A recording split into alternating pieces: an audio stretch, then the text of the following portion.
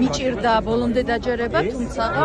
ამ შემთხვევაში, როდესაც საუბრობდა მტკიცებულებებს და ხელმოწერაზე, ამასთან ერთად მოსამართლე განმარტავდა, რომ მიუხედავად იმისა, რომ იყო ხელმოწერები და მოიშველი ასე ვთქვათ უზენაესი სასამართლოს გადაწყვეტილება, სადაც აღნიშნა, რომ მიუხედავად იმისა, რომ იყო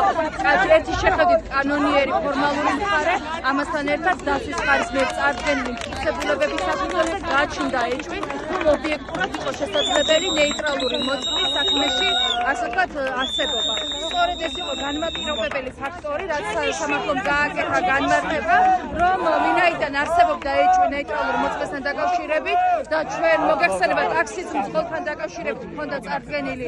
ინფორმაცია, ეს გახდა განმაპირობებელი იმის გაჩნდა ეჭვი და სასამართლომ მიიღო გადაწყვეტილება, რომ ობიექტურად არსებობდა გარემოება, რომ ნეიტრალური მოწმის მონაწილეობის შესაძლებლობაც და ვიდეო გადაღებაც.